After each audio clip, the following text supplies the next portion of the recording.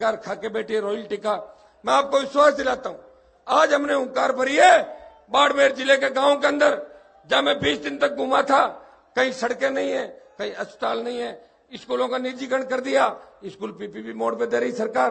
तो मेरी सरकार से मांग है कि प्रधानमंत्री जब 16 तारीख की रैली के अंदर पचपदरा आए तो पहले घोषणा करके आए कि बाड़मेर की जो रॉयल्टी दिल्ली और राजस्थान की सरकार लेके बैठी है वो पूरी रॉयल्टी बाड़मेर जिले को मिले।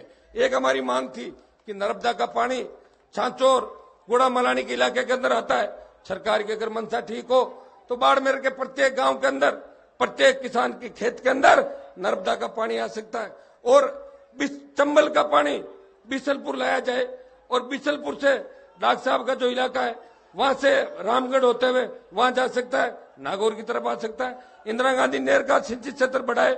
मोहनगढ़ पे हमेशा आंदोलन होते, रावला गढ़साना के अंदर आंदोलन हुए, खूब किसानों ने गोलियां सीने पे खाई, और आज भी इस सिंचित क्षेत्र को बढ़ाए बिना इस प्रदेश के किसान का भला नहीं हो सकता।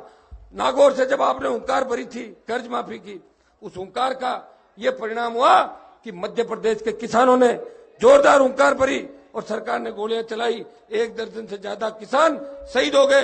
लेकिन कर्ज माफी के आंदोलन को पूरे देश के अंदर हवा मिली, यूपी के अंदर भी कर्जा माफ हुआ, महाराष्ट्र के अंदर कर्ज माफी की बात चली, पंजाब की सरकार ने कर्जा माफ किया, लेकिन वो कर्जा पूरा माफ नहीं किया। किसी किसान के तो 34 रुपए माफ हुए और किसी के 300 रुपए माफ हुए। हमारी लड़ाई इस प्रदेश के किसान का 82,000 करोड़ का संपूर्ण कर्जा माफ करने की लड़ाई है। हम 50,000 की मांग नहीं करते कि हमारा 50,000 रुपए माफ करो। मैं धन्यवाद देता हूं चौधरी देवीलाल जी को, जिन्होंने 89 के अंदर इस देश के अंदर परिवर्तन की ऐसी क्रांति और ऐसी लहर लेके आए थे। वीपी सिंह कांग्रेस छोड़ के आए थे, राजीव गांधी का उनसे झगड़ा हुआ बोपोस तोप मामले के अंदर, तब चौधरी देवीलाल ने पूरे देश के किसानों को संगठित किया और बड़ी जितनी भी किसान जातियां थी उनको संगठित करके हर जगह एक बात कही थी कि हम अगर सत्ता के अंदर आए तो किसान का मूल 10,000, जो मूल 10,000 रुपए किसान ने अगर मूल लिए,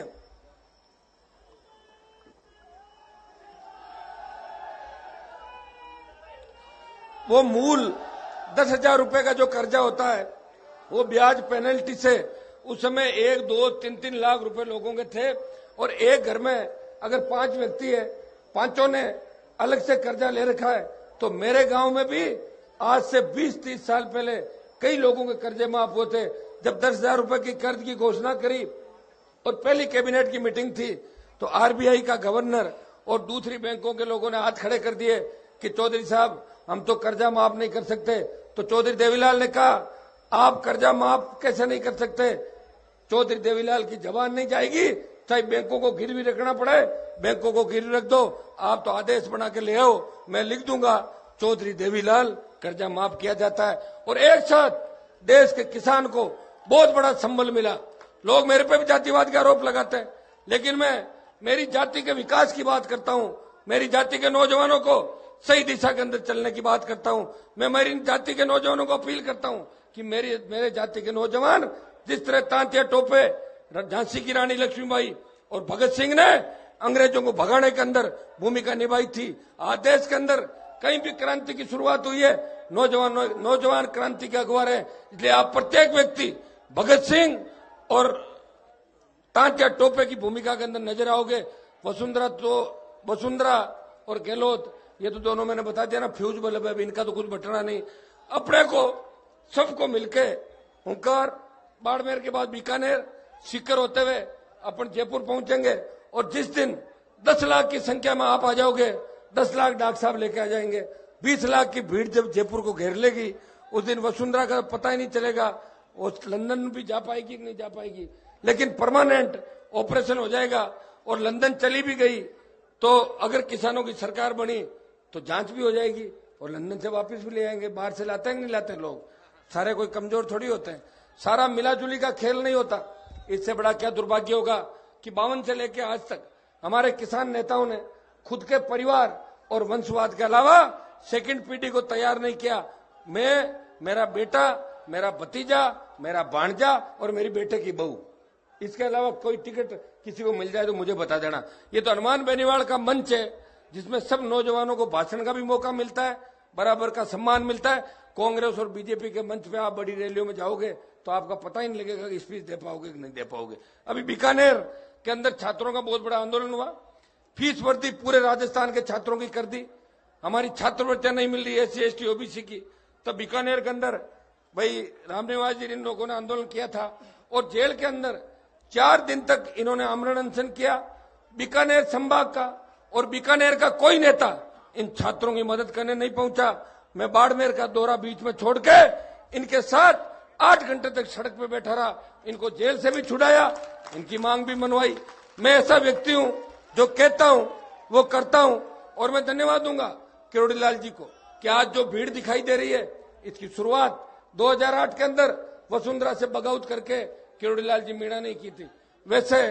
वैसे वसुंधरा शुरू से डॉक्टर साहब को बहुत पसंद करती थी, लेकिन बाद में पता नहीं क्या झगड़ा हो गया। हाँ, अब डॉक्टर साहब क्या थोड़े एज ज्यादा हो गई इनकी, है ना। ये तो मध्य प्रदेश तक प्रचार करने जाते थे, ये भी आंतरिक लोकतंत्र की बात इन्होंने उठाई पार्टी के अंदर कि आंतरिक लोकतंत्र होना चाहिए, और मैंने भी आंतरिक लोकतंत्र की बात उठाई। मैंने कहा वसुंधरा भ्रष्टाचार की देवी हो और भ्रष्टाचार की देवी के साथ मैं नहीं रह सकता। तो डॉक्टर साहब ने तीसरे मोर्चे की बात 2013 के अंदर करी, 2008 के अंदर करी, लेकिन हमारे इलाकों से उस समय डॉक्टर साहब को भारी समर्थन नहीं मिला था। अब की बार डॉक्टर साहब को इतना ही भरोसा दिलाते हैं जिस तरह आपने पूर्वी और दक्षिणी राजस्थान को पिछली बार जागृत किया था, इस बार पश्चिमी, उत्तरी पश्चिमी और बाकी बचा हुआ जो राजस्थान है मध्य का, पूरा राजस्थान का जवान और किसान 2-2 हाथ करने के मूड में, लड़ाई के मूड के अंदर है। और किसान अब कह रहा है कि हमने जवानों को सौंप दिया है कि जहां आप चलोगे बुजुर्गों का आशीर्वाद आपके साथ चलेगा। मैं जवानों से एक अपील भी करना चाहता हूं कि हमें लड़ाई की अगुवाई करनी है, लेकिन बुजुर्गों के आशीर्वाद के बिना हम सत्ता पे काबिज नहीं हो सकते। मैं देखता हूं कि रैलियों के अंदर और सभाएं होती है तो जवान बुजुर्गों को पीछे धकेल के खुद आगे आना चाहते हैं। और एक बहुत बड़ा शौक मैंने देखा कि जहां भी बड़ी रैली होती है हर कोई भाषण देना चाहता है, और भीड़ जुटाने का नाम लो तो स्विच ऑफ कर लेता। तो मेरे भाइयों, भाषणों से तो राज्य में परिवर्तन नहीं होगा। आप तो अगर ये समर्पित होकर काम करोगे ना कि हमें तो राज्य में आना है, और राज्य में आने के बाद फिर पद की लालसा रखनी है। अभी ये हमारे जन आंदोलन है।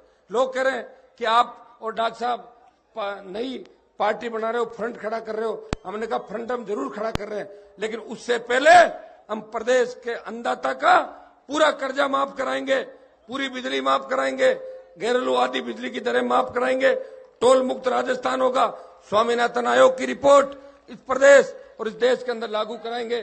स्वामीनाथन आयोग की रिपोर्ट अगर लागू हो जाती है तो किसान जो खेती में 100 रुपए खर्च करता है उसे हिंदुस्तान के अंदर 57 रुपए मिलते हैं। अमेरिका और जापान के अंदर जब 100 रुपए खर्च करता है तो उसे 200 रुपए मिलते हैं। खेती जब तक लाभकारी नहीं होगी तब तक इस देश के किसान और जवान का भला नहीं होगा। भाइयों, ऐसी हुंकार आपने आज बाड़मेर से भरी है कि चारों तरफ दिल्ली और जयपुर के अंदर बैठे दोनों पार्टियों के नेताओं की नींद तो उड़ी गई, लेकिन अब मोदी की रैली भी है 16 तारीख को।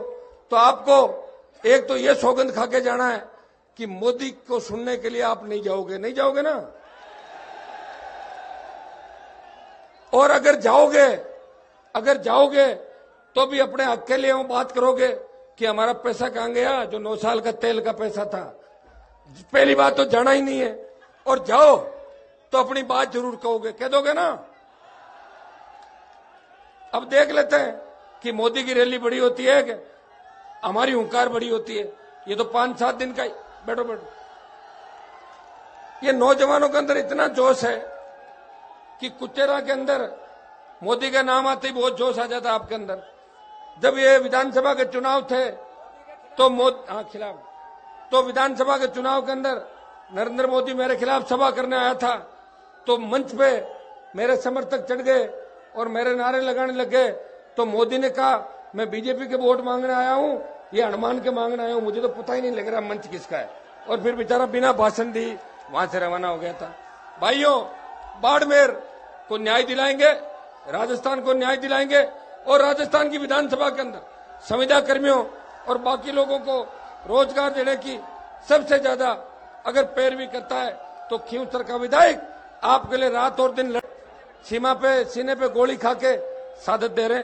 नरेंद्र मोदी की जब सरकार बनी थी तो बहुत बड़ी उम्मीद इस देश के जवानों के अंदर, किसानों के अंदर जगी थी कि हिंदुस्तान मजबूत होगा, पाकिस्तान का इलाज होगा।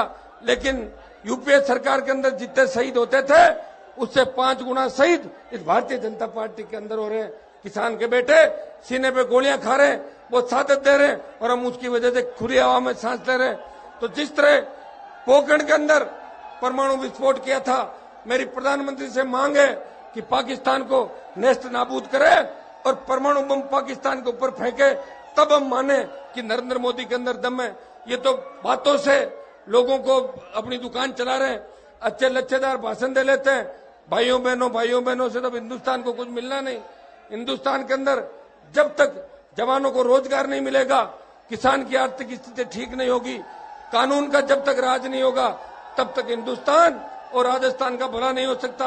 आज थाने तहसील कचहरी के अंदर गांव का आदमी जाता है तो थानेदार कहता है कि भाग यहां से, 151 के अंदर बंद कर दूंगा। ये अंग्रेजों के जमाने का पुलिस एक्ट है, इस एक्ट के अंदर बदलाव की आवश्यकता है। मैं आपको भरोसा दिलाता हूं कि पुलिस एक्ट में भी बदलाव कराएंगे और आम आदमी को थाने तहसील के अंदर मान और सम्मान मिले। वो थाने में जाए तो थानेदार खड़ा होकर बोले, आओ बाबा आपका क्या काम है। ऐसी व्यवस्था हम राजस्थान के अंदर चाहते हैं। मेरे भाइयों, हम भी पहले भारतीय जनता पार्टी के अंदर ही थे, आपको पता है, और मुझे लड़ने का शौक है। हनुमान बेनीवाल मंत्री बनने की दौड़ के अंदर नहीं है। अगर मुझे मंत्री बनना होता तो 15 साल पहले गहलोत और वसुंधरा की गोद के अंदर जाके बैठता तो मैं मंत्री बन जाता। लेकिन मैंने कहा जहां मेरे भाइयों का सम्मान नहीं, जहां तेजाजी महाराज के आदर्श नहीं, ऐसी व्यवस्था में मैं नहीं रह सकता। इसलिए मैंने संतरी बन के राजस्थान के अंदर आपकी सेवा की है और आपका इतना बड़ा आशीर्वाद मिला कि नागौर की रैली 52 से लेके आज तक जितनी भी रैलियां थी वो सबसे बड़ी रैली थी। लेकिन बाड़मेर की रैली ने नागौर की रैली का रिकॉर्ड तोड़ दिया और 7 लाख से ज्यादा तादाद के अंदर बाड़मेर, जैसलमेर, जालोर और पूरे राजस्थान से जवान और किसान आए हैं। मैं एक आपसे निवेदन करना चाहता हूं कि हमारे एक आईफोन खो गया। दिनेश बोरा जी जो आज तक टीवी वाले हैं, आप उस आईफोन को, किसी को भी अगर आईफोन मिले उसके अंदर उनके डाटा है, आप दे देना। और आप दे दोगे तो अगर आपको दूसरे की जरूरत पड़े, मान लो आईफोन की, तो और आपके व्यवस्था करा देंगे। लेकिन इनका पत्रकार जी का आईफोन आप प्लीज ला के दे देना जिसको भी मिले, ताकि अपना संदेश भी अच्छा जाए। नहीं तो टेलीविजन के अंदर यह आएगा कि हनुमान जी की रैली थी और उसमें पत्रकार जी का आईफोन चोरी हो गया। सुनो एक मिनट, जो आईफोन लेके आएगा उसको इनाम भी दे देंगे। वो क्या इनाम देंगे वो अभी इस पे नहीं बताएंगे, चुपके से दे देंगे इनाम। मेरे भाइयों, आज मुझे बहुत बड़ी खुशी है कि रामदेवरा से दर्शन करने के बाद जो अपार जन समर्थन बाड़मेर, जैसलमेर, जालोर, जोधपुर, नागौर के जवानों किसानों का मिला, और इस मंच के ऊपर 36 कौम के लोग बैठे हैं, सिंधी मुसलमानों के नेता भी बैठे हैं, मेघवाड़ों के नेता भी बैठे हैं, दूसरे समाजों के ब्राह्मण बैठे हैं, 36 कौम के नेता बैठे हैं।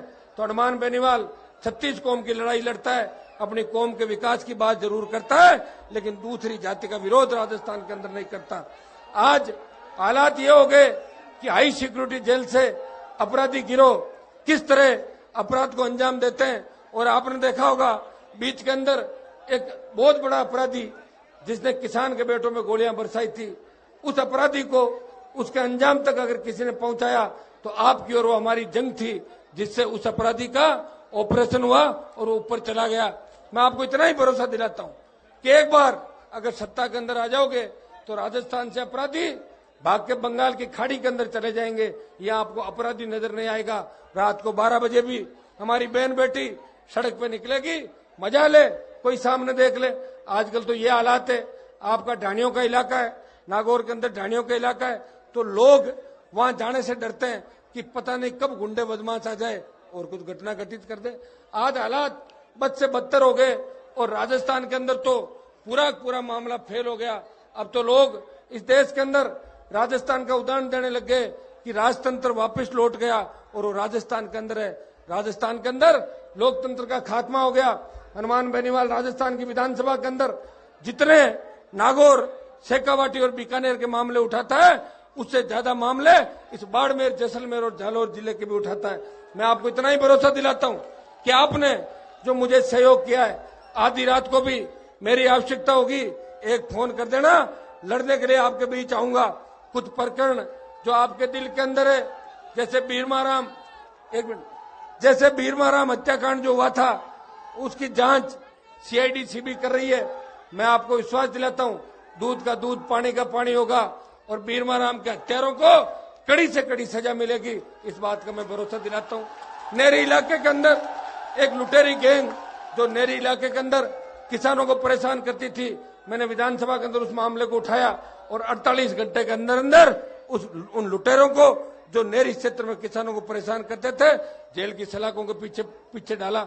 मैंने जब दारा सिंह का एनकाउंटर हुआ किसान के बेटे का, तब मैंने बात उठाई थी कि राजेंद्र राठौड़ इसके अंदर मुख्य सूत्रधार है और राजेंद्र राठौड़ गिरफ्तार होना चाहिए।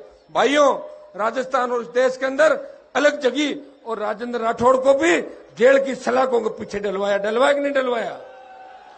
तो मैं जो कहता हूं वो करता हूं।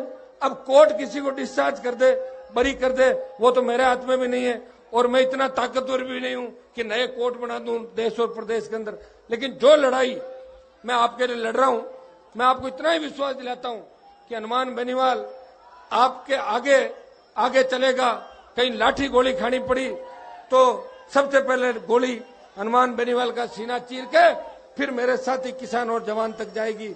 मेरी लड़ाई इस राजस्थान के किसान और जवान को उसका हक और अधिकार दिलाने की लड़ाई है। मैं चाहता हूं कि प्रदेश के अंदर सिंचित क्षेत्र बढ़े। आज प्रदेश के अंदर हालात खराब है, अकाल जगह जगह पड़ रहे हैं और लोग नरेगा के अंदर मजदूरी करके अपने परिवारों का पेट पाल रहे हैं। हम चाहते हैं कि किसान के बेटों को भी वो सुख सुविधाएं मिले जो अमीर के बेटे को मिलती है। सरकारी स्कूल के अंदर अध्यापक नहीं है, किसान अपने बेटों को सरकारी स्कूल के अंदर भेजता है। हमने मांग करी थी कि सरकारी स्कूलों को अगर सुधारना है तो एक ही काम सरकार को करना होगा, एक परिपत्र जारी कर दे कि एमएलए का बेटा भी सरकारी स्कूल में पढ़ेगा और कलेक्टर एसपी का बेटा भी सरकारी स्कूल में पढ़ेगा, अपना आप व्यवस्था ठीक हो जाएगी। मैं धन्यवाद देना चाहता हूं कि राजस्थान के विभिन्न कोणों से जितने भी मंच पे छात्र नेता, जितने भी समाजों के नेता बैठे हैं, जितने भी संघर्षशील नेता बैठे हैं, उनमें से कईयों के भाषण करवा नहीं पाए, इसके लिए मैं क्षमा प्रार्थी हूं। मैं जवानों को दोबारा भरोसा दिलाता हूं कि बीकानेर के अंदर अपनी रैली है और रैली का दिन संडे को ही रखना है, तो बीकानेर से हम तीसरी हुंकार भरेंगे 4 फरवरी। ठीक है क्या? 4 फरवरी को बीकानेर से हुंकार भरेंगे। भाइयों, अब तैयार हो जाओ, सिंहासन आपका इंतजार कर रहा है। पहली बार जवानों ने करवट ली है और जवान जिधर चलता है उधर जमाना चलता है। राजस्थान के जवान ने ठान लिया कि जब तक राज पे कब्जा नहीं करेंगे तब तक चैन से नहीं बैठेंगे। मैं युवाओं से एक आग्रह करना चाहता हूं कि नशे की प्रवृत्ति से दूर रहें और एक ही नशा रखें कि 2018 के अंदर मिशन 2018 पूरा करना है, सत्ता पे कब्जा करना है। सत्ता पे कब्जा कर लोगे तो सारा काम अपने आप ठीक हो जाएगा। आज बाड़मेर, नागौर और शेखावाटी के इलाके हिंदू मुस्लिम एकता के लिए माने जाते हैं। सांप्रदायिक सौहार्द, आपस में भाई एक दूसरे की मदद करते हैं। मैं अपील करता हूं बाड़मेर के दोनों समुदायों को, हिंदू मुसलमानों को, कि आप अपना भाईचारा कायम रखें। भारतीय जनता पार्टी ने लड़ाने का काम किया और जातिवाद यहाँ लेके आई तो वसुंधरा लेके आई, जातीय जेर घोड़ा, गुजर मीणों को लड़ाया, जाट राजपूतों को लड़ाया, हिंदू मुसलमानों को अगर किसी ने लड़ाया तो वसुंधरा ने लड़ाया। हमें सांप्रदायिक सौहार्द बना के रखना है। मैं मुस्लिम भाइयों को, दलित भाइयों को और 36 कौम के जो लोग बैठे हैं, आपको इतना ही भरोसा दिलाता हूं कि हनुमान बेनीवाल कोई अभी वोट मांगने आपके बीच नहीं आया है। अभी तो हुंकार भर रहे हैं हम कर्ज माफी, बिजली माफी को लेके जो जन आंदोलन हमारा है। एक बाड़मेर के अंदर कंपनियों की इतनी दादागिरी है कि राजवेस्ट जो कोयले से बिजली बनाता है और आपकी केन एनर्जी, लोग आंदोलन करते हैं, स्थानीय लोगों को वहां रोजगार नहीं मिलता। मैं आपको विश्वास दिलाता हूं कि केन एनर्जी का भी दिमाग ठीक कर दूंगा और राज वेस्ट का भी दिमाग ठीक कर दूंगा। स्थानीय लोगों को रोजगार मिले, बाड़मेर आगे बढ़े। जिस तरह बाड़मेर के जवान किसानों ने संघर्ष किया और अकाल के साथ साथ सीमा का इलाका है, विपरीत परिस्थितियों के अंदर पहले हम सुना करते थे कि जिस तरह घी को लोग संजो के रखते हैं, यहाँ पानी की बहुत बड़ी कीमत थी और उन विपरीत परिस्थितियों के अंदर आपके लोग आगे बढ़े। आज राजस्थान की प्रशासनिक सेवाओं के अंदर, भारत की प्रशासनिक सेवाओं के अंदर और हिंदुस्तान के किसी भी कोने के अंदर चले जाओ, बाड़मेर के व्यक्ति आगे मिलेगा। और बाड़मेर का व्यक्ति जहां मिलता है इतना मीठा होता है कि वो चार आदमियों को जोड़ता है, तोड़ने का काम नहीं करता। और बाड़मेर के जो बच्चे आज हमारी मेरिट के अंदर आ रहे हैं, बेटियां आगे बढ़ रही है और जितना जोश जुनून युवाओं के अंदर मैंने ये देखा, यहाँ पे देखा। और एक मैं बाड़मेर के जवानों किसानों को धन्यवाद इस बात का भी दूंगा, जब मैं वसुंधरा की सामंती सरकार से 4 साल के अंदर लड़ाई लड़ रहा था, तब अगर कई बार मुझे यह लगता कि आगे क्या होगा, आगे अपन लड़ाई जीत पाएंगे कि नहीं जीत पाएंगे, तब बाड़मेर जब भी मुझे कमजोरी लगती तो बाड़मेर के जवान और किसान नई ऊर्जा मुझे देते थे कि हनुमान बेनीवाल तुम आगे बढ़ो, हम तुम्हारे साथ हैं। इसलिए बाड़मेर जिले का बहुत बड़ा ऋण मेरे ऊपर है, मारवाड़ का, राजस्थान के जवानों का ऋण मेरे ऊपर है। मैं जब विश्वविद्यालय के अंदर अध्यक्ष हुआ करता था तो गांव के लड़कों के एडमिशन नहीं होते, तो एक बार मैंने एडमिशन ज्यादा करा दिए। ये बलदेव जी भी हमारे उसी समय वहीं थे, तो एडमिशन ज्यादा करा दिया। अखबार वालों ने पूछा कि आपने 7-8 हजार एडमिशन ज्यादा क्यों करा दिए, ये तो विश्वविद्यालय में तो बिल्कुल आपने नियमों की अनदेखी कर दी। तो मैंने कहा पढ़ाई का अधिकार हर उस किसान के बेटे को है और हर व्यक्ति को समानता का अधिकार है। आज वो विश्वविद्यालय के अंदर पढ़ाई की तो बात कर रहा है, हमने कोई नौकरियां थोड़ी दे दी। और मैंने कहा अब आगे की बात आप सुनो, अभी तो मैं अध्यक्ष था, मैंने 7-8 हजार एडमिशन ज्यादा करा दिए, लेकिन जिस दिन कलम अगर मेरी चली तो पकड़ पकड़ के नौकरियां भी राजस्थान में लगा दूंगा गाँव का। जिस तरह वसुंधरा भामाशाह के कैंप चला रही है, हम नौकरियां लगाने के कैंप चला देंगे राजस्थान में। जाओ और 40 जनों को नौकरी लगा के आओ शाम तक। मजा आया कि नहीं आया? भाइयों, मैं आपके जोश को धन्यवाद दूंगा। और सबसे बड़ी बात कि मुझे बहुत खुशी है कि राजस्थान के अंतिम छोर पे बैठा व्यक्ति, जिस तरह की ऊर्जा आपके अंदर है, जो संघर्ष का जज्बा इस बाड़मेर, जैसलमेर, जालोर के अंदर मैंने देखा, कठिन परिस्थितियों से जूझते हुए भी एक बार हाँ कर लेते हो तो पीछे नहीं हटते। मारवाड़ की संस्कृति को, प्रदेश की संस्कृति को आपने जिंदा रखा और हनुमान बेनीवाल का हमेशा आपने साथ दिया है। मैं इतना ही विश्वास आपको दिलाता हूं कि मोदी से आपका हक और अधिकार लेंगे। और रिफाइनरी का शिलान्यास करने से हम राजी नहीं होने वाले। अगर रिफाइनरी का काम चालू हो जाता, उद्घाटन हो जाता, तो अभी तक लाखों लोगों को रोजगार मिलता, लाखों घर आबाद हो जाते। पहले बायतू के अंदर रिफाइनरी की बात करी, तब यहाँ के लोगों ने बायतू में जमीनें खरीद ली। एक व्यक्ति कह रहा था, मैंने साहब मेरा करोड़ों रुपए जमीन के अंदर लग गया और रिफाइनरी पचपदरा चली गई।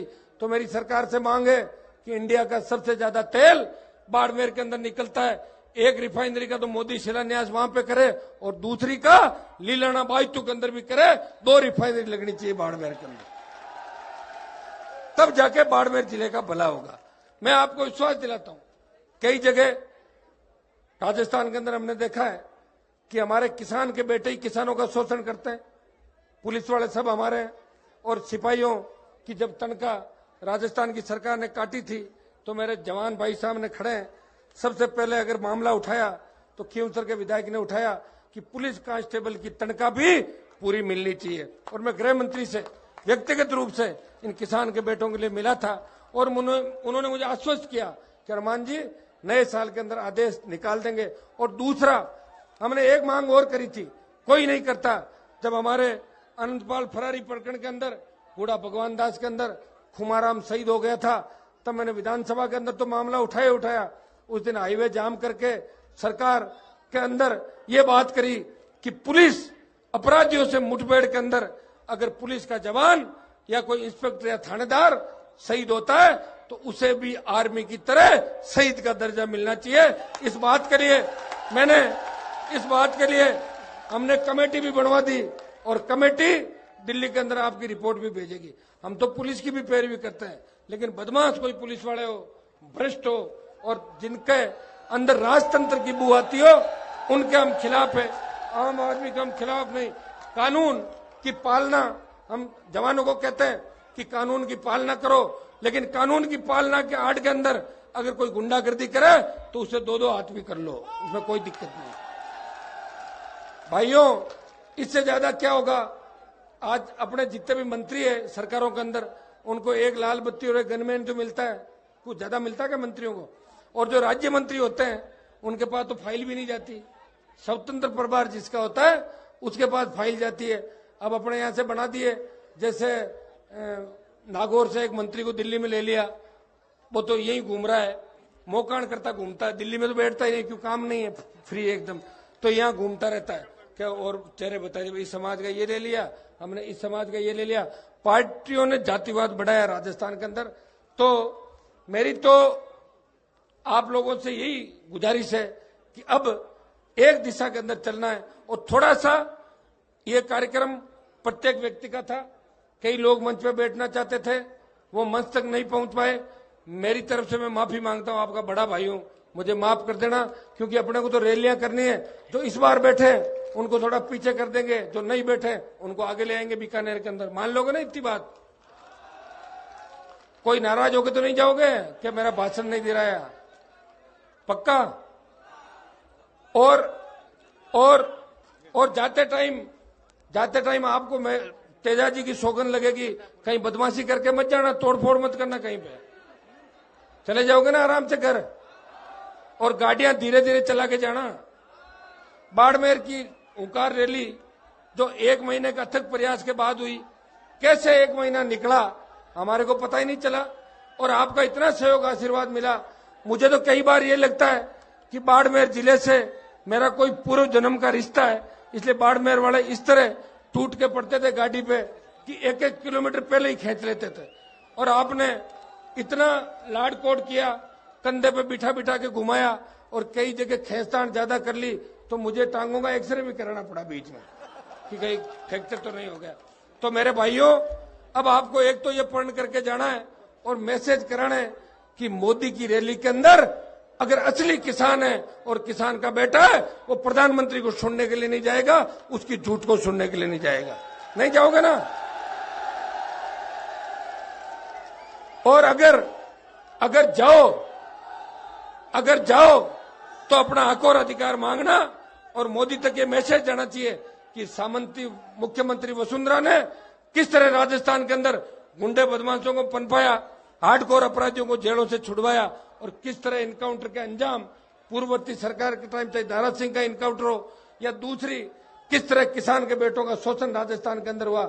हम उन परिस्थितियों से झगड़ा किया हम लोगों ने। आपको एक संदेश और देना चाहूंगा कि जिस जाति से मैं आता हूं, लोग मुझे पूछते हैं, लोग कह रहे हैं साहब आप तो जाटों के नेता हो, तब मैं उनको एक ही बात कहता हूं कि देश के अंदर जहां जहां तीसरी पार्टियां बनी है, देश के अंदर जहां जहां क्षेत्रीय पार्टियां बनी है, उस राज्य की बड़ी कौमों ने अगुवाई की है। बिहार उत्तर प्रदेश के अंदर यादव ने अगुवाई की, महाराष्ट्र के अंदर मराठों ने अगुवाई की, हरियाणा में जाटों ने अगुवाई की, पंजाब के अंदर सरदार अगुवाई के अंदर थे, और प्रत्येक स्टेट के अंदर बड़ी जाति आगे चली, शोषित पीड़ित दूसरे उनके भाई उनके साथ चले। जब तक राजस्थान का जाट खुल के दोनों पार्टियों के खिलाफ नहीं आएगा, तब तक थर्ड फ्रंट नहीं बन सकता। इसलिए हम बड़े भाई की भूमिका के अंदर चलेंगे, हमारे मुसलमान मेघवाड़ भाइयों को साथ लेंगे, और बाकी जो भी छोटी जातियां राजस्थान की, वो हमारे पीछे पीछे चलेगी, और एक नया राजस्थान का निर्माण करेंगे। मैं आपको इतना ही बता सकता हूं कि मैं तेजा जी की मेरे पे इतनी कृपा है कि आप सब लोग कैसे व्यवस्था करते हो, और कैसे इतनी बड़ी, जिस मोदी की रैली के अंदर 100 करोड़ रुपए खर्च करके भी मुझे लगता है कि 30,000 से ज्यादा भीड़ बेचारे नहीं जुटा पाएंगे। वो अपने तो और बीजेपी वाले भेजते भी क्या है, स्लीपर कोच भेजते हैं, डिलेक्स बस भेजते हैं, पनीर पकोड़े भेजेंगे और मिनरल वाटर की बोतल भेजेंगे। फिर भी आप नहीं आओगे ना? वो मिनरल वाटर की बोतल और पनीर पकोड़े तो गांव में ही रख लेना, और मैसेज कर देना कि आ गई बस, ठीक है? वो तो कर लोगे, आप लोग होशियार हो।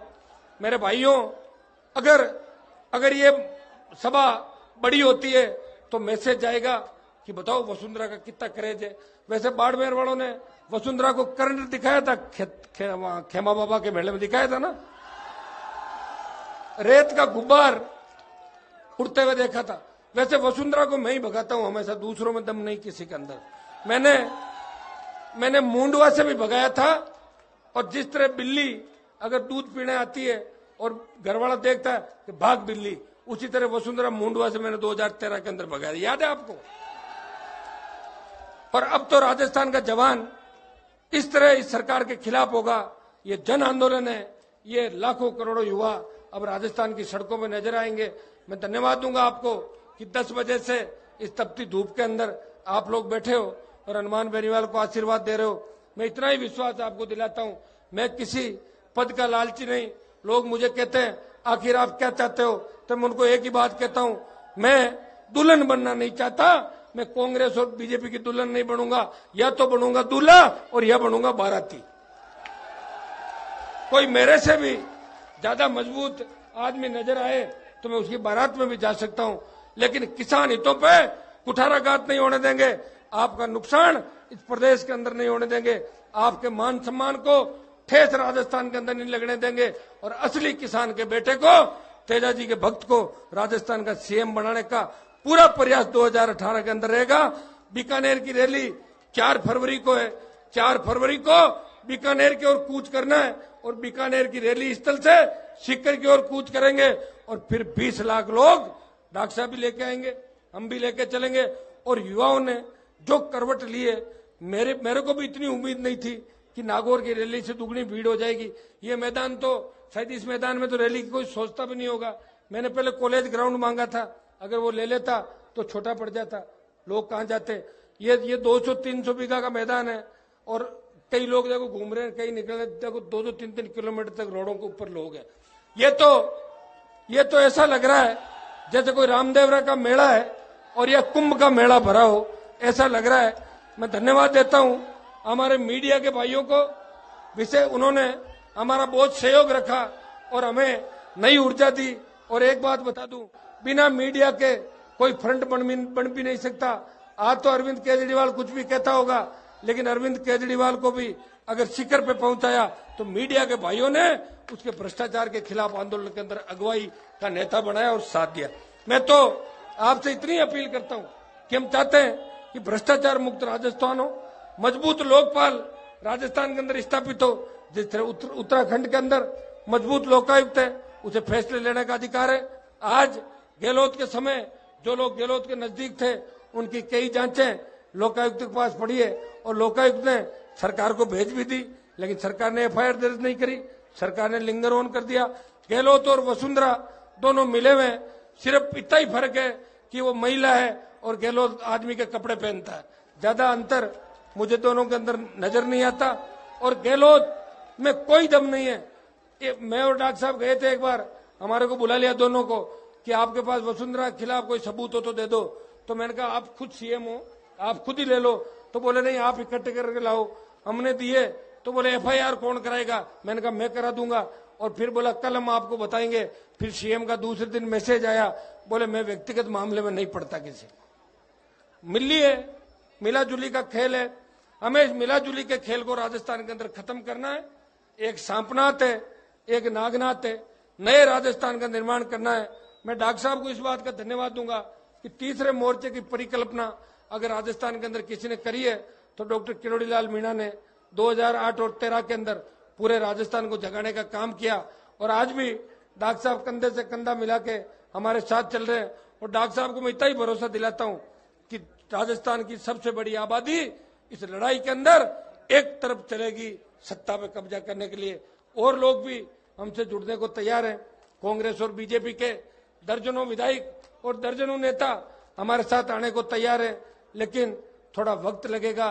कई तो इतने कमजोर हैं, वो ये कहते हैं कि जब माहौल बनेगा तब हम आ जाएंगे, और कोई ये कहता है जब टिकट कटेगा तो बैठ के वो राजस्थान की विधानसभा के अंदर जाएंगे। गहलोत ने तो कांग्रेस को गर्त में डुबोया, 21 पे तो आ गई, लेकिन वसुंधरा आप तो पूरा काम कर दोगी, आप तो 4 पे लेके आ जाओगी। और बताओ, हमारे किसान के खेत के अंदर बजरी निकलती है और पत्थर निकलता है, वसुंधरा जी पूरी बजरी खा गई और फिर पत्थर खा गई पूरे। अब ये भी नहीं छोड़ा हमारे पास। तो भाइयों तैयार हो जाओ, बाड़मेर से आह्वान हमने किया है।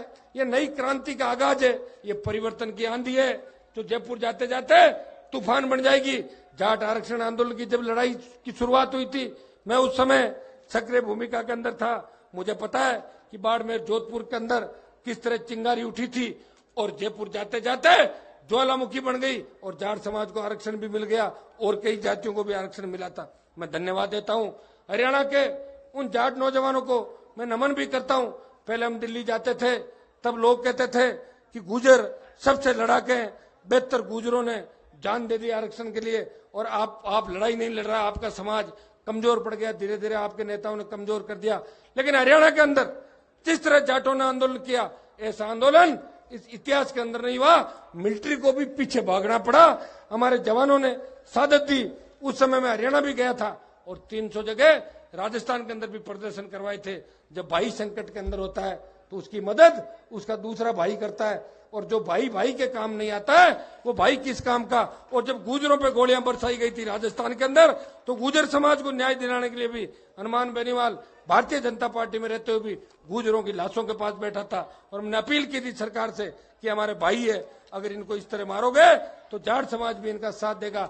और मैं विधानसभा के अंदर हमेशा गुजर सहित दूसरी जातियां उनके आरक्षण की पैरवी करता हूं। जब तक दलित, मुसलमान, ओबीसी के लोगों का कब्जा इस राजस्थान के अंदर नहीं होगा, तब तक इस राजस्थान का भला नहीं हो सकता। शोषित पीड़ित तबका एक होके इस क्रांति के आगाज के अंदर हमारा साथ दे। ये न्याय युद्ध है, ये महायज्ञ है। इस यज्ञ के अंदर आप आहुति दे और इस न्याय युद्ध के अंदर मेरा साथ दे। मैं आपको इतना ही भरोसा दिलाता हूं कि आपको सबको सही दिशा दूंगा। हनुमान बेनीवाल टूट सकता है लेकिन झुकेगा नहीं। मैं ऐसा व्यक्ति हूं जिसने 4 साल के अंदर वसुंधरा और इनके लोगों से कभी बात भी नहीं की। और शादी ब्याह के अंदर अगर गलती से वसुंधरा एक आध जगह सामने आ गई थी तो वसुंधरा ने रास्ता बदला, हनुमान बेनीवाल ने उसकी तरफ देखा ही नहीं और मैडम को ही चेंज करना पड़ा। तो मेरे भाइयों, मुझे पता है कि आपका जो आशीर्वाद और जो सहयोग मेरे साथ है, मैं उसको ठेस नहीं लगने दूंगा। आपकी जो ऊर्जा है इस बार ये बेकार नहीं जाएगी। ये व्यवस्था परिवर्तन का आगाज दिल्ली तक गूंजेगा। हमें बस थोड़ा सा मीडिया के भाइयों से मेरी अपील है कि इन हुंकार के अंदर आप हमारा थोड़ा सहयोग ज्यादा करें। आपका सहयोग अगर हुआ तो परिवर्तन निश्चित है, और आपका सहयोग कम मिला तो परिवर्तन के नजदीक जाकर रुक जाएंगे। तो आप करवा दोगे, आपसे मेरी करबद्ध अपील है। और लोकतंत्र के अंदर चौथे स्तंभ की भूमिका मीडिया निभाता है, और हमें तो मीडिया के पक्ष में भी कभी आवश्यकता पड़ जाए, कभी लगे कि गलत हो रहा है, तो उस बात को भी हम उठाते हैं। प्रत्येक वर्ग, प्रत्येक समाज और प्रत्येक शोषित पीड़ित तबके की हम बात उठाते हैं। मैं धन्यवाद दूंगा हमारे मीडिया के भाइयों को, यहाँ के प्रशासन को भी, जिन्होंने पूरा हमें सहयोग किया और हर जगह हमारे कार्यक्रम के अंदर हर जगह जैसी भी बात हुई पहले पहुंचे। पूरे बाड़मेर जिले के जवानों को, पूरे राजस्थान के जवान किसानों को और उस पूरी टीम को, उन सारे सरपंचों को जिनको कांग्रेस बीजेपी के नेता मना कर रहे थे कि आप हनुमान की रैली के अंदर मत जाओ। कई बीजेपी के नेता तो ये भी कह रहे थे कि धंधा कैसे चलाओगे।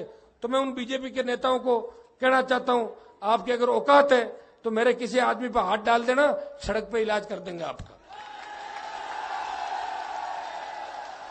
और आज जो आपने मुझे समर्थन दिया है, मैं इतना ही भरोसा आपको दिलाता हूं कि 4 फरवरी को बीकानेर से हुंकार भरेंगे।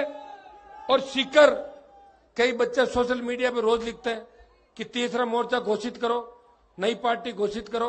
तो मैं उनको एक ही संदेश देना चाहता हूं, राजस्थान बहुत बड़ा है, अभी आखिरी छोर पे बैठे हैं। इधर अपना यूं लगेगा आज देश का सबसे बड़ा राज्य है, तो तीसरे मोर्चे की घोषणा भी होगी, नई पार्टी की घोषणा भी होगी। लेकिन उससे पहले बीकानेर के अंदर इससे ज्यादा बड़ी हुंकार भरेंगे, सीकर में भरेंगे। और जब सीकर की हुंकार होगी तो जयपुर दूर नहीं, सीकर से 100 किलोमीटर है और 4 लेन बनी हुई है, तो 1 घंटे में जयपुर पहुंच जाते हैं सीकर से। तो शेखावाटी के बाद हम राजधानी के अंदर 3rd फ्रंट की और नई पार्टी की घोषणा भी करेंगे।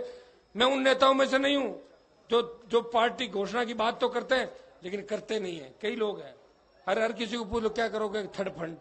लेकिन मैं आपको भरोसा दिलाता हूं कि हनुमान बेनीवाल को चाहे प्रधानमंत्री आमंत्रित करे या राहुल गांधी आमंत्रित करे, हनुमान बेनीवाल राजस्थान के जवान के साथ धोखा नहीं करेगा।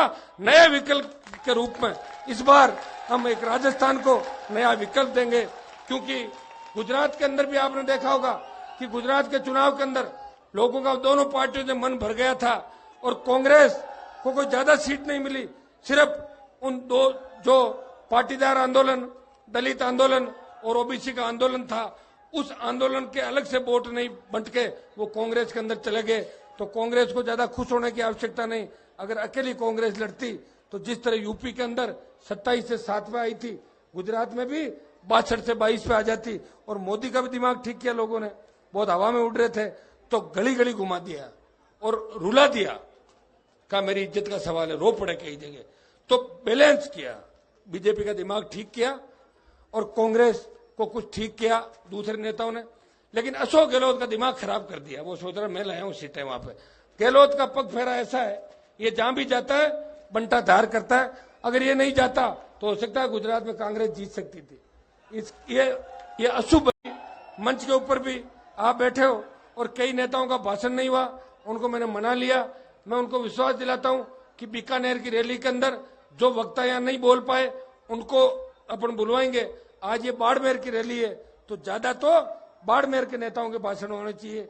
अगर कोई रह गए बाड़मेर के तो मैं उनको आश्वस्त देना चाहते हो क्या? बाड़मेर हो गए सबके ये हाजी साहब कह रहे हैं। एक दूसरा, मुझे जैसलमेर के अंदर जब मैंने शुरुआत करी थी तो मेरा मन ये कह रहा था, रामदेव जी महाराज का मैं बहुत पुराना भगत हूं, रामदेव जी की बहुत रखता हूं। शुरुआत की जब मुझे लगा कि जैसलमेर के अंदर मेरी जाति की संख्या कम है तो मेरे कार्यक्रम कैसे होंगे, लेकिन सिंधी मुसलमानों ने इतना समर्थन दिया जिसकी मुझे उम्मीद भी नहीं थी और इतना ही समर्थन इन्होंने बाड़मेर जिले के अंदर दिया। मैं आपको विश्वास दिलाता हूं, जिस तरह बाड़मेर और मारवाड़ के अंदर सिंधी मुसलमान जाट और मेघवाल का जोड़ा हुआ करता था। बिश्नोई तो हमारे भाई हैं, पटेल भी हमारे भाई हैं। 36 कौम के जोड़े को वापिस बनाएंगे, एक नए राजस्थान का निर्माण करेंगे। हनुमान बेनीवाल खुद के जाति के विकास की बात जरूर करता है, लेकिन प्रदेश के अंदर दूसरी जाति का विरोध कभी भी नहीं करता। अगर एक बार भी कोई विरोध कराओ मुझे बता दे। पिछले 20 साल के अंदर 36 कौम के लिए लड़ा हूं और सबसे ज्यादा लड़ाई हर वर्ग के लिए लड़ी और भ्रष्टाचार और अपराधियों के खिलाफ अगर सबसे बड़ी जंग किसी ने लड़ी तो खींवसर के विधायक ने लड़ी। विपरीत परिस्थितियों के अंदर मैंने संघर्ष किया और उसी संघर्ष का परिणाम था कि पूरे जोधपुर संभाग के अंदर इस बार जब मोदी का तूफान चला, उस तूफान को खींवसर की जनता ने ब्रेक कर दिया और मुझे निर्दलीय प्रत्याशी के रूप में कांग्रेस बीजेपी की जमानत जब्त करा के राजस्थान की विधानसभा में भेजा। हम 7 निर्दलीय जीत के गए थे, 6 तो वसुंधरा और गहलोत की गोद में बैठ गए। अकेला हनुमान बेनीवाल इन दोनों दलों के खिलाफ इस राजस्थान की विधानसभा और सड़कों पर संघर्ष कर रहा है। भाइयों, मैं आपको धोखा नहीं दूंगा। आप जाग गए, देश जाग गया।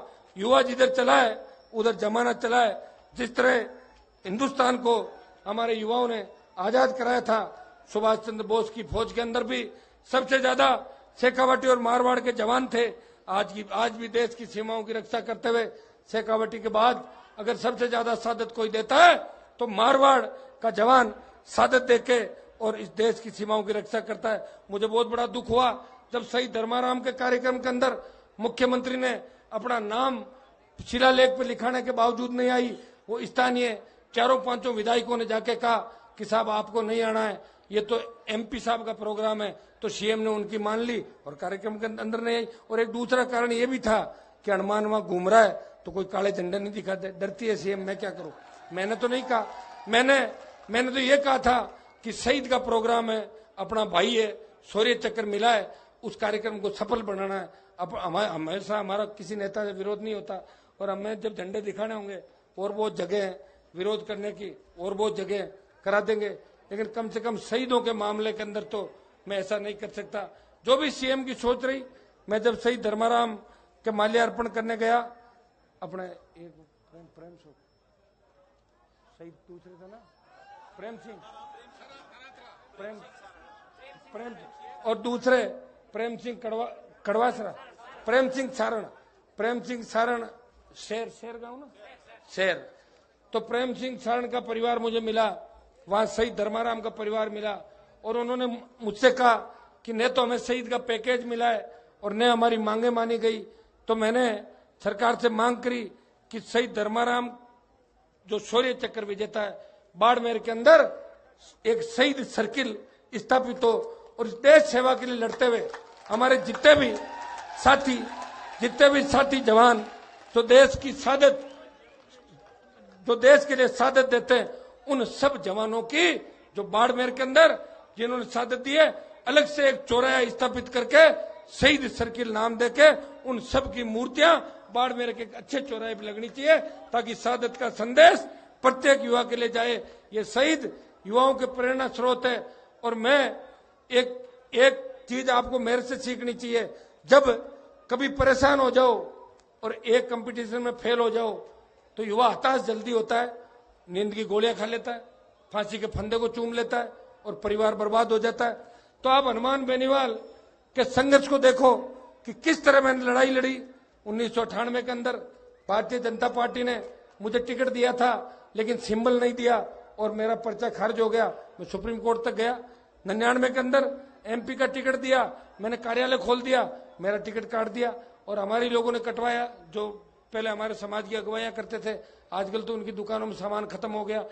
2003 के अंदर मेरा टिकट काटा और वो इसलिए काटा कि प्रमोद महाजन अब तो दुनिया के अंदर नहीं है, लेकिन उसने मुझे कहा था कि 35 लाख रुपए सुधांशु मित्तल के पास जमा करा दो। मैंने कहा मैं तो 35 रुपए ही नहीं दूंगा, मैं तो लड़ूंगा चुनाव और मैं कोई वसुंधरा के नाम से वोट थोड़ी मिलेंगे। तब मैं 2500 वोट से 2003 के अंदर हार गया था। 2001 के अंदर डबल कत्ल के केस के अंदर कांग्रेस के बड़े नेताओं ने और मुख्यमंत्री ने मुझे 90 दिन तक जेल के अंदर रखा था। मेरे परिवार को बर्बाद करने की पूरी कोशिश उस समय भी इन पार्टियों ने की थी और बाद में वसुंधरा ने भी की, लेकिन हनुमान बेनीवाल के हौसले को वसुंधरा तोड़ नहीं सकी। मैंने विधानसभा के अंदर कहा था, वो कह रहे थे कि आप पे 18 मुकदमा दर्ज है, तो मैंने कहा अगर 18 मुकदमा दर्ज है वसुंधरा जी, तो वो मिनिस्टर आपके पास बैठा है, मुझे गिरफ्तार क्यों नहीं करती? और अगर मैं आपसे गिरफ्तार नहीं होता हूं तो सीएम वाली सीट पे मुझे आने दो और आप इधर आ जाओ, मैं 15 मिनट में गिरफ्तार करके जेल में डाल दूंगा।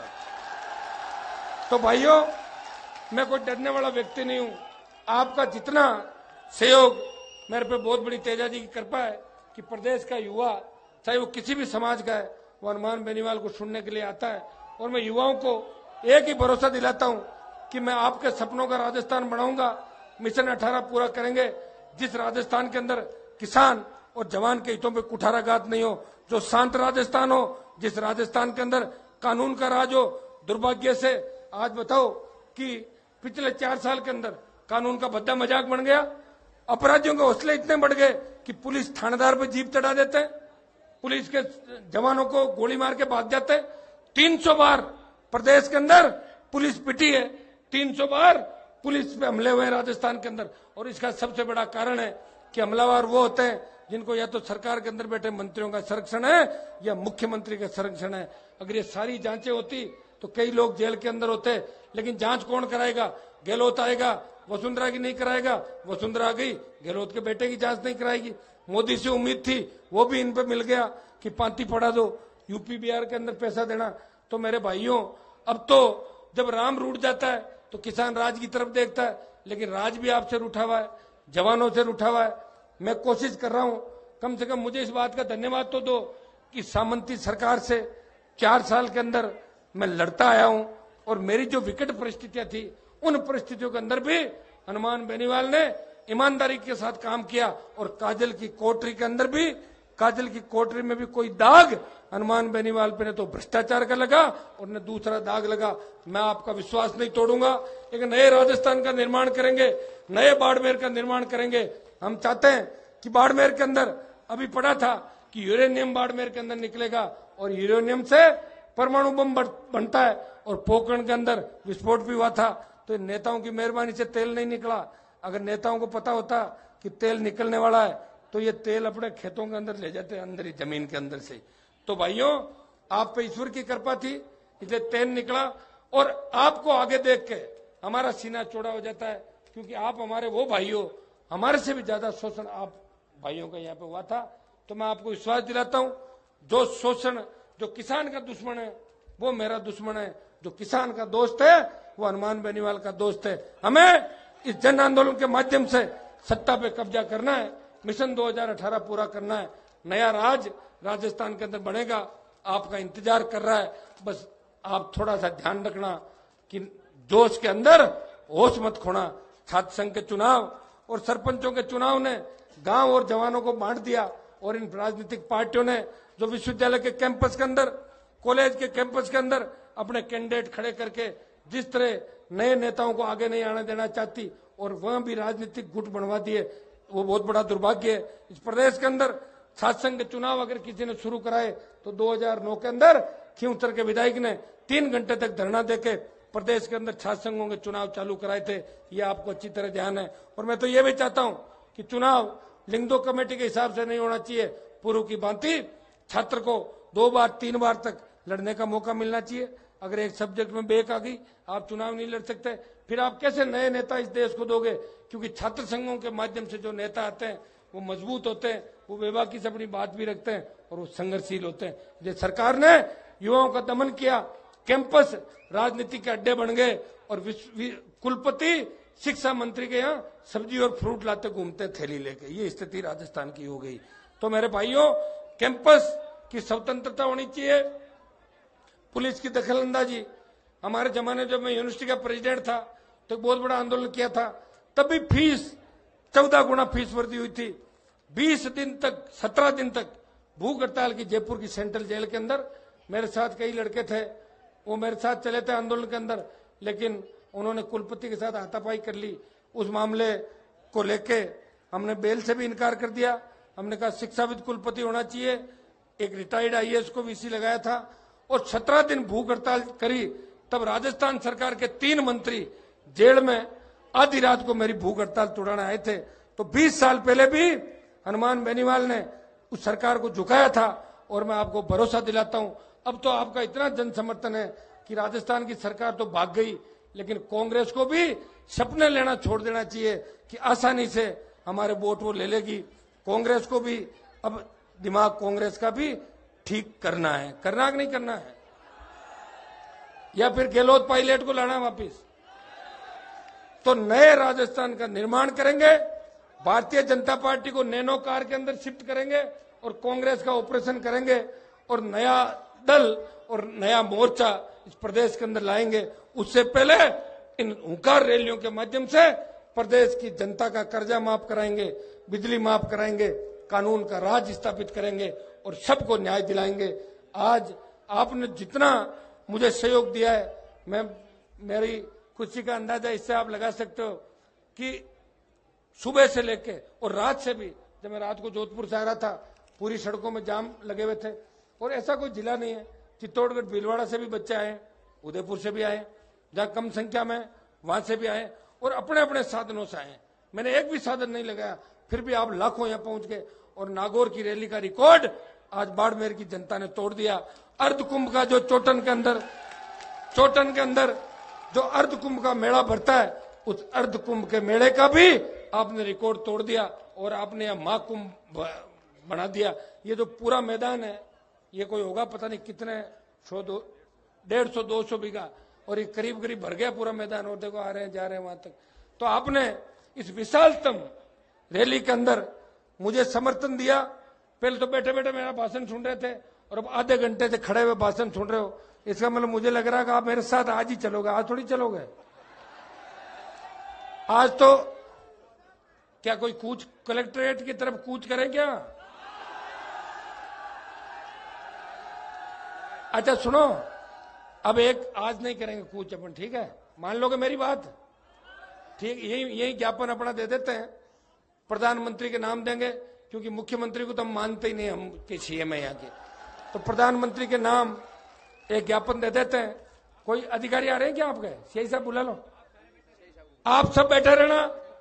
उसके बाद फिर मंच पे भागने की कोशिश मत करना, नहीं तो गड़बड़ हो जाएगी मामला, है ना? तो मैं आपको बहुत बहुत धन्यवाद देता हूं इस ऐतिहासिक रैली को सफल बनाने के लिए, आयोजनकर्ताओं को। और 20 दिन जो बाड़मेर के जवान, किसान, विभिन्न जातियों के नेता मेरे साथ कंधे से कंधा मिला के चल रहे थे, उन सबको बहुत बहुत धन्यवाद। और उनसे आज रात को मैं यही रुकूंगा और आपसे अलग अलग बात भी करूंगा सबसे। और आपको पुनः धन्यवाद। और हमारी माँ बहन बेटियां भी यहाँ आई है, बच्चों ने भी स्वागत किया, इन सबको भी बहुत बहुत धन्यवाद। और बुजुर्गों को मेरा हार्दिक इनका भी वंदन करता हूं। और जवानों से एक अपील करता हूं कि जहां भी कार्यक्रम हो एक चीज का ध्यान रखा करो, अपने बुजुर्ग जहां भी बैठे रहते हैं बुजुर्गों को पीछे ले जाने का प्रयास मत करो, साइड से होकर निकला करो। मंच पे जाने की होड़ के अंदर कई बार बुजुर्गों के ऊपर होते हो चले जाते हो, तब हमारे को खुद को गिल्टी होती है कि कैसे व्यवस्था अपन ठीक करेंगे। इनके बिना अपन आगे आगे नहीं बढ़ सकते। बुजुर्गों के आशीर्वाद से और जवानों के हौसले से नए राजस्थान का निर्माण करेंगे। और जय जय राजस्थान होगा तब सुराज आएगा और असली तेजाजी के भगत को राजस्थान का सीएम बनाएंगे। बहुत बहुत आपको धन्यवाद। जय हिंद।